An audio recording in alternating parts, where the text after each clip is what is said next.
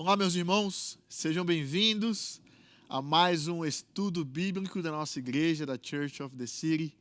É um prazer estar aqui com vocês, lendo a palavra de Deus, refletindo, crescendo, sendo moldado pelo Espírito Santo. É muito bom esse acesso que nós temos à palavra, o acesso que nós temos para conversar e crescer juntos. Quero te convidar, aonde quer que você esteja, para orar comigo, pedindo a direção do Espírito Santo, pedindo para que Deus conduza tudo para a honra e glória do nome dele. Papai, estamos aqui porque Tu és o único Deus poderoso para salvar, libertar. Tu és o nosso Deus que veio em nossa direção. Eu te louvo, Deus. Nós rendemos honra e glória ao Teu nome, dizemos que Tu és Deus perfeito, bondoso, maravilhoso, poderoso e queremos louvar e exaltar o Teu nome. Clamamos pela Tua ação neste momento, enquanto a gente lê a Tua palavra, que o Seu poder se manifeste, porque a Tua palavra é viva e o Teu Espírito é vivo. Então, Deus, que o Teu Espírito fale conosco mais uma vez, no nome de Jesus. Amém.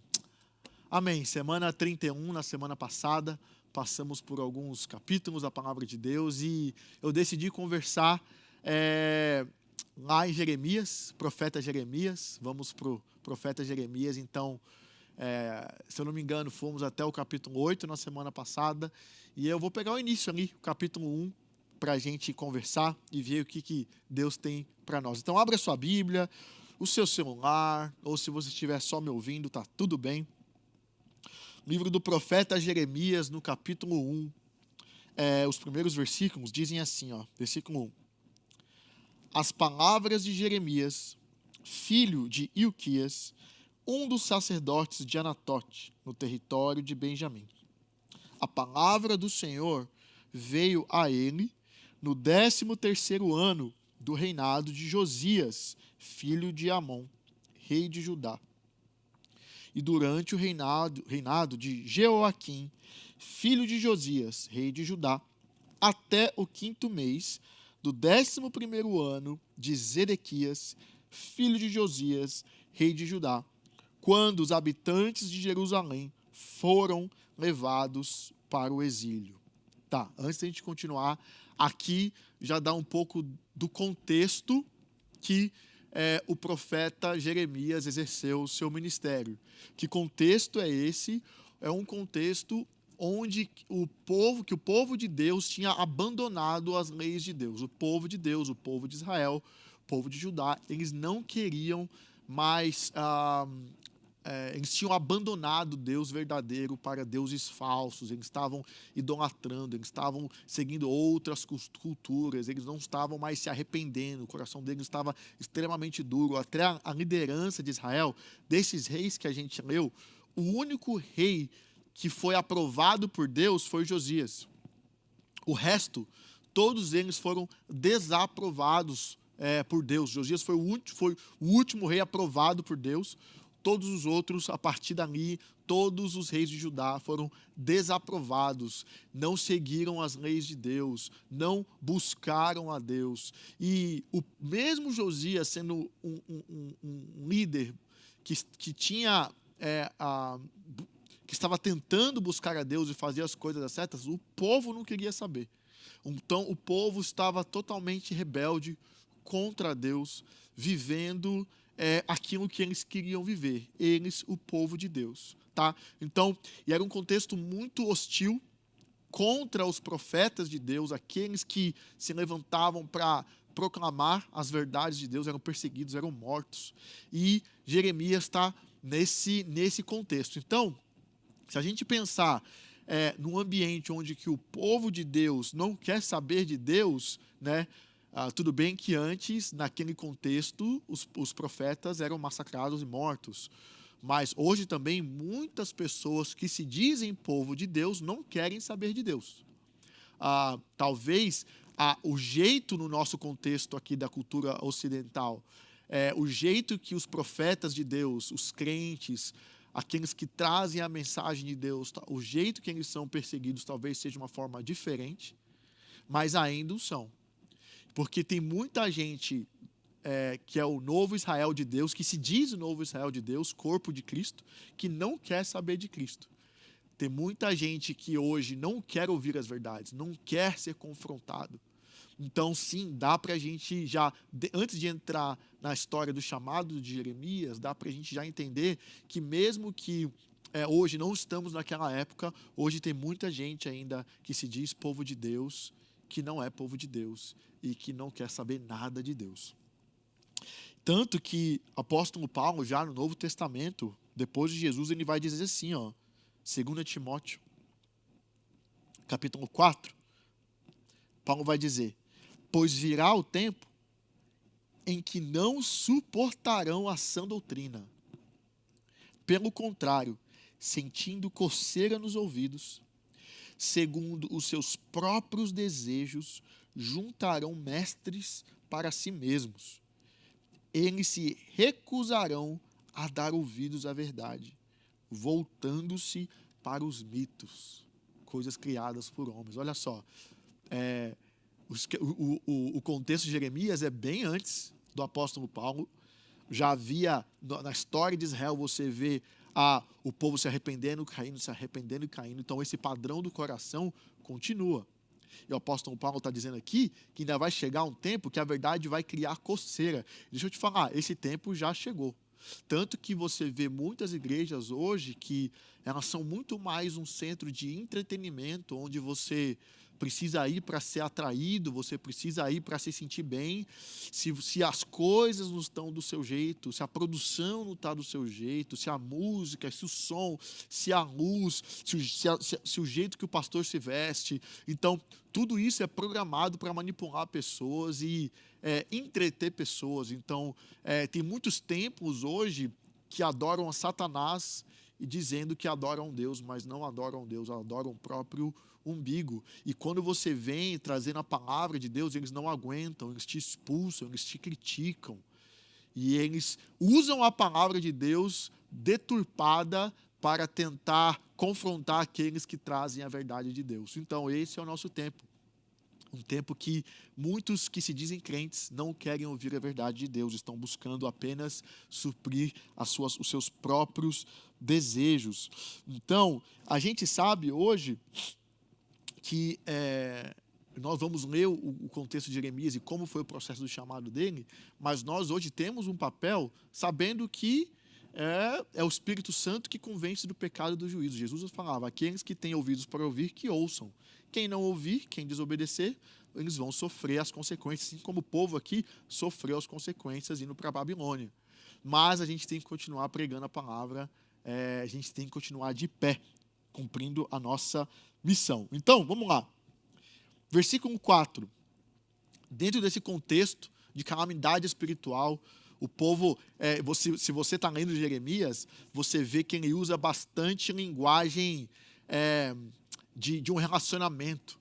Fala, é como se Deus, Deus como marido e Israel a noiva, que o abandonou, que adulterou, que teve relações com outros deuses, se entregaram aos outros deuses e abandonaram o primeiro amor. Você vê, e aí o profeta Jeremias é o profeta do juízo. Ele vai confrontar todos esses pecados e ele vai trazer juízo para o povo de Israel.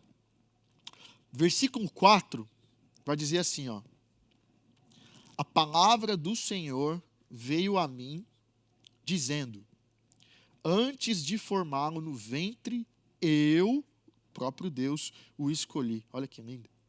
Antes de você nascer, eu o separei e o designei profeta às nações. Olha que legal. Primeira coisa, antes que vocês... É muito fácil hoje o povo cair na lábia de profetas falsos, Quem foi, a palavra de quem que foi a Jeremias? Do próprio Deus. Então não existe profeta que se auto-intitula profeta, Precisamos ter discernimento espiritual. A própria palavra diz que nós precisamos provar os profetas para saber se eles estão carregando uma mensagem de Deus ou uma mensagem humana. Irmãos, tem muitos homens e mulheres se auto-intitulando profeta, carregando uma mensagem ególatra, egoísta, idólatra. Ao invés de trazer o povo para perto de Deus, confrontando o pecado, eles estão pregando aquilo que o povo quer ouvir, ou estão pregando aquilo que eles querem falar. Ou seja, não é a mensagem de Deus. Então aqui o chamado vem do próprio Deus. O próprio Deus vem e chama e fala: antes de você nascer, eu já tinha um plano para a sua vida, Jeremias. E aí, para Jeremias, Deus tinha um chamado muito específico. Ele falou: eu vou te levantar, você vai ser um profeta, você vai proclamar as verdades de Deus no meio de um povo hostil, e você não vai falar só para o povo de Israel, você vai ser profeta às nações, você vai falar para outras nações, não só para o povo de Israel. E aí você pensa hoje, Deus ainda chama profetas, mestres, pastores, Deus continua chamando. E tanto que o apóstolo Paulo vai dizer lá, Gálatas capítulo 1, versículo 15, mas Deus, ele falando dele também, né? Paulo falando de si. Mas Deus me separou desde o ventre materno e me chamou por sua graça. Olha só. Então, Deus, sim, ele chama pessoas específicas para missões específicas, obras específicas, mas também nós sabemos que, independente de um ser profeta, um ser mestre, um ser apóstolo, um ser pastor, independente disso, que são chamados específicos, todos nós, crentes, temos um chamado de ser como Jesus. E olha só, o que Paulo também vai dizer lá em Efésios? Efésios capítulo 2, versículo 10. Porque somos criação de Deus, realizada em Cristo Jesus, para quê? Para fazermos boas obras, as quais Deus preparou de antemão para que nós as praticarmos. Então, Deus já tinha separado uma obra, um chamado para Jeremias. Deus também já tem uma obra, uma missão para você. Independente de onde você vem, independente do seu passado, independente da sua linhagem, independente do seu passado, independente dos seus traumas e passados, Deus, quando Ele nos redime, Ele limpa a nossa história, e aí Ele já tem, como Ele já sabia que você seria dele, Ele já tem uma obra para você cumprir. Enquanto a gente vive a vida fora do plano e do propósito de Deus, a gente nunca vai estar satisfeito, a gente nunca vai estar quieto. A gente vai estar sempre em busca e nunca vai ser o suficiente. Então, da mesma forma que Deus chamou Jeremias para algo muito específico, Deus nos chama também para a obra dele, que pode ser algo muito específico, um chamado como profeta, mas todos nós temos um chamado de brilhar e ser como Jesus aonde quer que a gente esteja, seja na esfera do trabalho, na escola, seja na esfera da igreja. Hoje a igreja, como a gente falou, muitas pessoas do contexto da igreja não seguem a Jesus, é um campo missionário também, precisamos estar atentos a isso.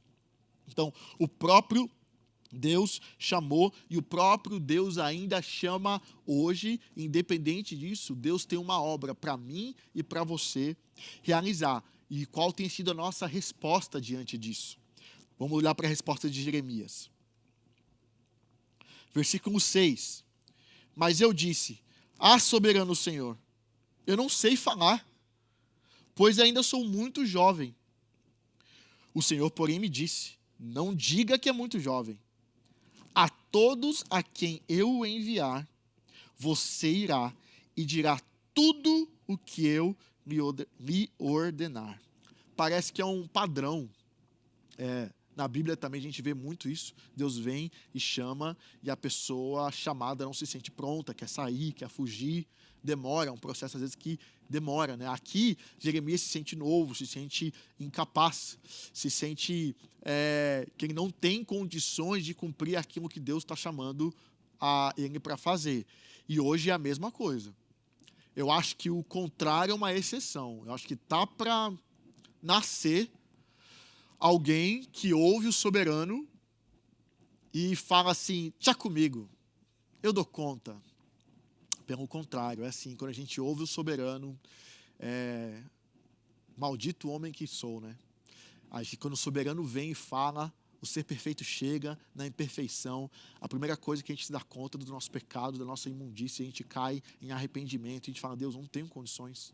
Como que eu vou fazer a obra de um Deus perfeito, sendo alguém imperfeito como eu, sendo alguém cheio de buracos, cheio de traumas, cheio de conflitos, cheio de crises? Como que eu vou cumprir uma obra de um Deus perfeito? E com Jeremias, ele falou, cara, eu tenho só 20 anos, eu sou muito jovem, como que eu vou cumprir a sua obra? E olha só o que Deus fala, não diga, porque a todos a quem eu enviar, você irá e dirá tudo que eu lhe ordenar. Deus está falando, deixa eu te falar uma coisa, você vai ser só um canal, tá? E você vai sofrer muito, porque você vai ser um canal.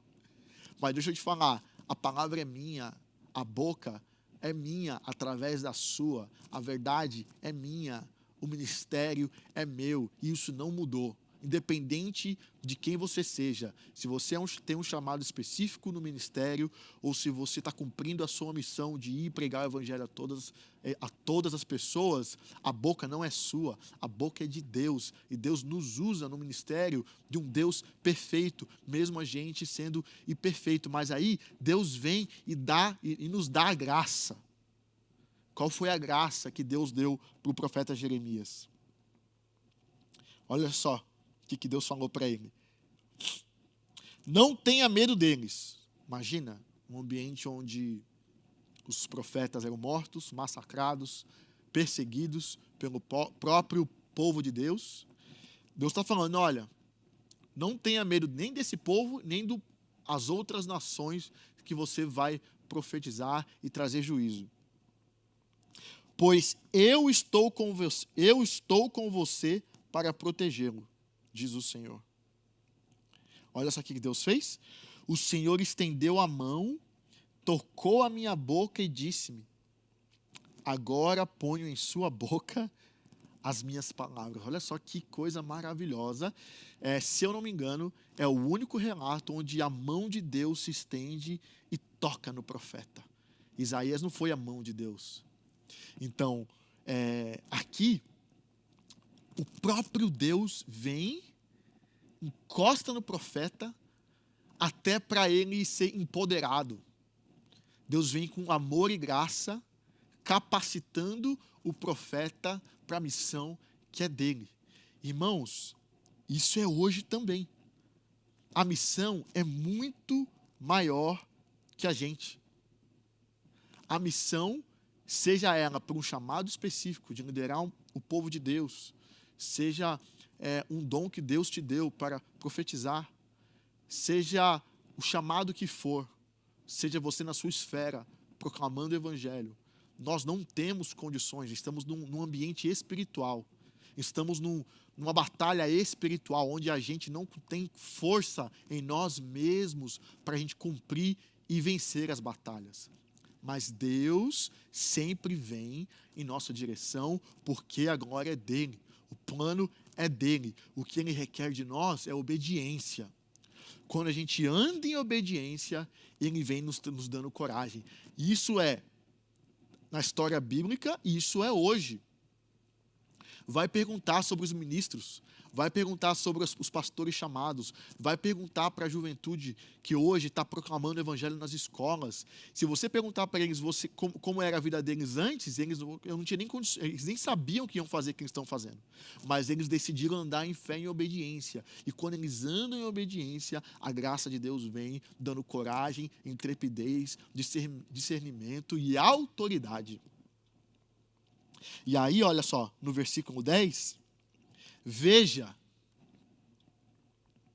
eu hoje dou a você, Deus, autoridade sobre nações e reinos. Para quê? Para arrancar, despedaçar, arruinar e destruir. Para edificar e para plantar. Olha só as palavras que Deus usa para o profeta. Isso que eu estou te dando, você vai ser um profeta que vai trazer juízo. Então assim, o povo vai vir atrás de você. Então, a palavra que eu te der, como o povo está em pecado, como o povo não quer saber de mim, mas eu amo, mesmo esse povo não me amando, eles precisam saber das consequências que vão chegar para eles. Então, você vai trazer minha palavra de juízo para eles.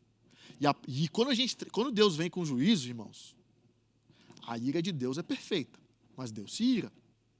Quando Deus vem em ira, em juízo, para disciplinar o seu povo, ele fala aqui, é para arrancar, para despedaçar, para arruinar e para destruir. Só que Deus é perfeito. Quando Deus vem em juízo, quando Deus vem para disciplinar o povo, não é para acabar ali. É sempre para o povo acordar. Para quê? Para que o povo não morra eternamente. Deus está sempre alertando o povo. Lá Deus alertava e Deus continua alertando o povo dele aqui também. Galera, vamos acordar. Esse evangelho não é meu. Eu não vim para suprir suas necessidades. Eu não vim te dar green card. Eu não vim te dar um status. Eu não vim aqui para você ter uma vida boa nos Estados Unidos. Eu não vim aqui para você ser um artista de sucesso. Eu não vim aqui para resolver seus problemas emocionais. Eu não vim aqui para resolver a sua vida. Eu vim aqui para salvar a sua vida, que é para além dessa realidade. Então, enquanto a gente está vivendo um outro planeta, está vivendo numa esfera quase que de zumbi espiritual, assim, no outro mundo, Deus vai trazendo juízo para a gente acordar. Assim como Deus trouxe juízo para o povo dele acordar. Só que tem um objetivo. Qual que é o objetivo? O objetivo do juízo é para a edificação do povo. É para o cuidado do povo. O povo é dele. Ele criou o povo. Deus nos criou e nos ama. Então, quando Deus vem em juízo, é em amor. Isso é um desafio para nós que somos pais, no meu contexto, estou na fase de crianças pequenas. É muito difícil separar a ira que quer descontar a raiva e a ira com raiva do pecado que está dominando meu filho naquele momento e eu preciso fazer de tudo para que o meu filho não ande em pecado. Só que, às vezes, a minha ira é contra o meu filho. E aí, para na destruição.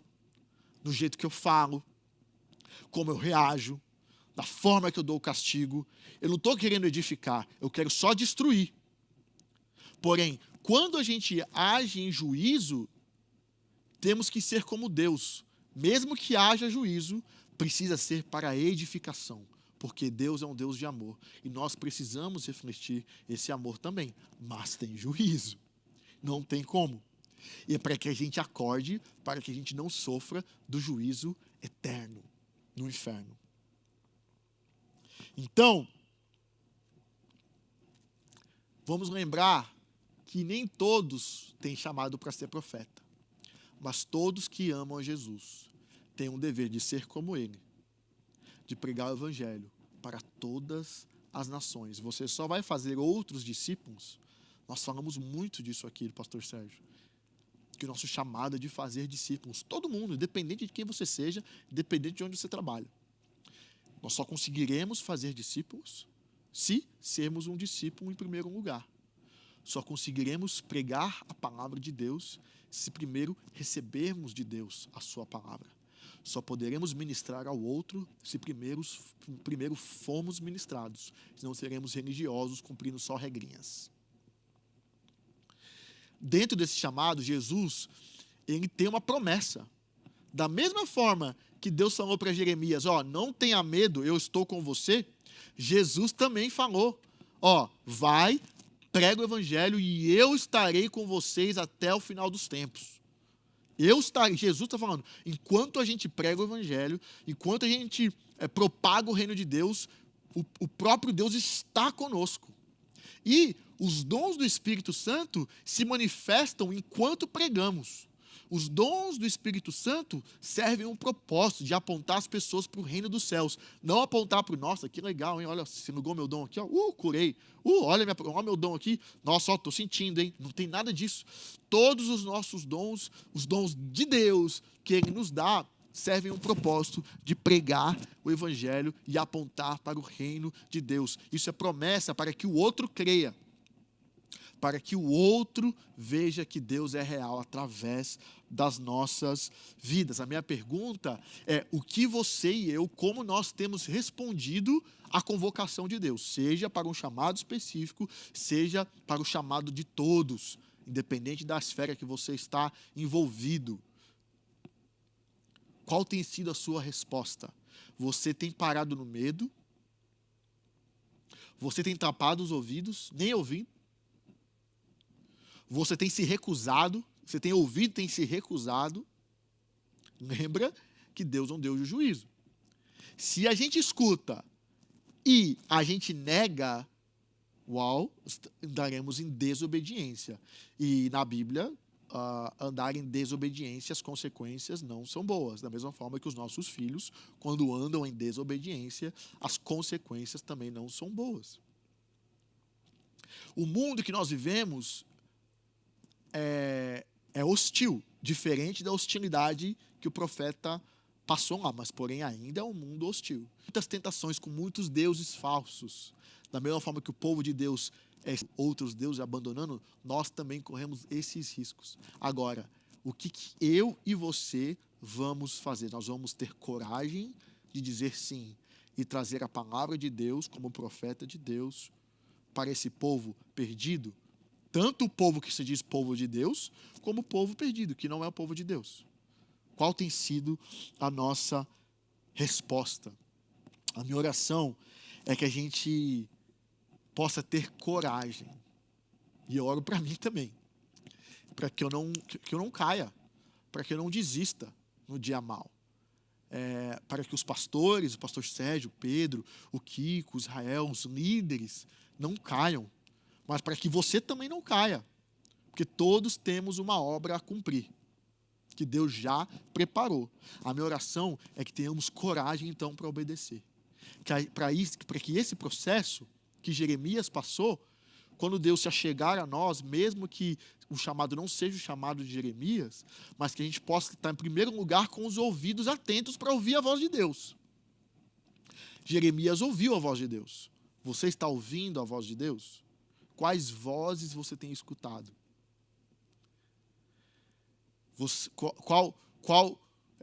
A sua atenção está focada aonde? Nos feeds do Insta, do Face, do TikTok? É tanta informação, é tanto barulho.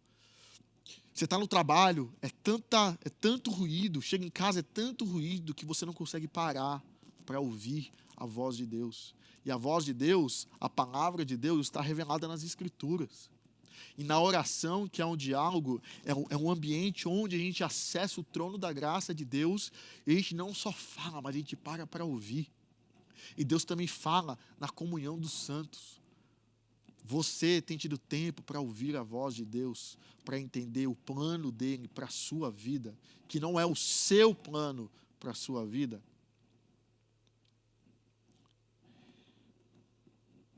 Que nesse processo de ouvir a voz de Deus, a minha segunda oração é que Deus nos dê a graça. E Ele dá. Porque é promessa dele. Quando a gente age em obediência, a gente dá um passo, a coragem vem. Precisa ter fé primeiro, né? A coragem vem, a graça vem quando a gente age em obediência. E aí Deus derrama a graça. Deus vem ao nosso encontro, porque o plano é dele. Então que Deus nos dê graça para que a gente possa cumprir. E que a gente não tenha medo de confrontar o pecado. Confrontar o mal. Aqui a gente precisa de muita sabedoria e discernimento. Porque em nome de Deus, a religião matou muitas pessoas. Não é isso que eu estou falando. Nós estamos numa batalha espiritual que vai confrontar comportamentos, sim. E vai confrontar pecados. Precisamos de muita sabedoria e discernimento de Deus. E coragem para a gente permanecer firmes naquilo que nós cremos. Porque Jesus fala, Jesus, o príncipe da paz, ele fala, eu vim trazer divisão. Olha só, o próprio Jesus fala isso. Eu vim trazer divisão entre o pai e o filho.